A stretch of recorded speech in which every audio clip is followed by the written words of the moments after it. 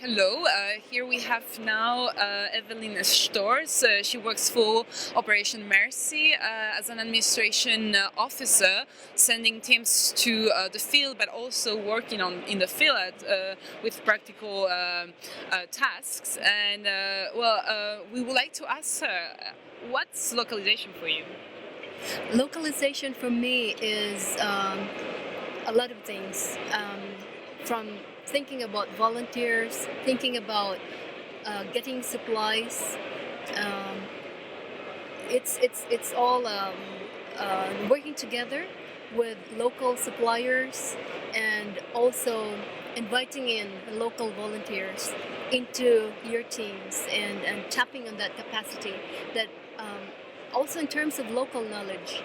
That's like we just don't want to go to a place and bring whatever we think is needed, but it's going right into the community, inviting the whole community, getting information from them, assessments, what do they actually need, because I can't know that for sure as coming from outside. And yes. Okay, no, very good answer. And would you see it more as a new trend and approach to humanitarian assistance that includes many policies such as increasing cash transfers or financing to first responders, or do you see it more as a whole policy by itself? I think we don't need to reinvent a lot of wheels when there are already some policies that could just be tweaked or improved or revised to include localization. We have seen that in the Philippines. Like, I think what worked a lot was, or very effectively, was cash for work. So locals, victims, were invited to do something. They got money for it, and they knew how to spend it for themselves and for their families. And at the same time, that was an opportunity for them to have it was sort of therapeutic in a sense. To me, it was lovely to watch it. How people had a task, they had a meaning, even if they were hurting, they had something to put that energy onto, um, into something positive.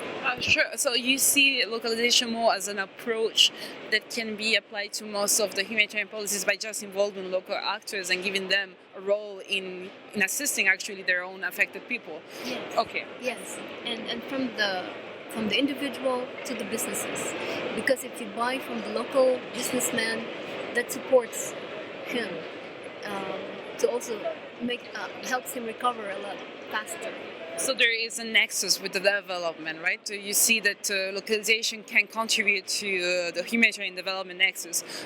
Yes, yeah, and yeah, taking the business society, the tendency of bringing goods in. It's good if it's not locally available, then we have to bring goods in. But taking a lot of those into a local community would break down all the business opportunities for the local businessmen. Oh, sure. And just one last question. Would you see localization as something that has been more prompted by governments, NGOs, international NGOs, local NGOs, or actually by the own affected people? Actually, it has been coming from, would see it as coming from grassroots. And I think the governments and the other organizations are responding to that. They see a lot of activity coming from grassroots, so they need to sort of adjust their own planning and programming and their own funding schemes, whatever. And for myself, I'd see this. I don't know. I don't want to. I respect the humanitarian community very much. I'm part of it. But I'd love to see a reformation or a real transformation. I'd love to see dirty hands again. You know, I would like to see the relief worker with dirty hands. It's like more blue color, then it's turning into a more white collar job, Okay. with all the prestige and all the costs involved in maintaining that kind of lifestyle. Um, I don't want to be really critical, but I dream to see that humanitarian workers moving, contextualizing, and even localizing, going to the fields more. And it was, for me, reading the UN reports, security reports, saying, okay, there were 1,000 people from the UN, different agencies in the Philippines after Haiyan. But reading the reports, you say, okay, there were 2/3 of them in Manila and 1/3 in the front lines.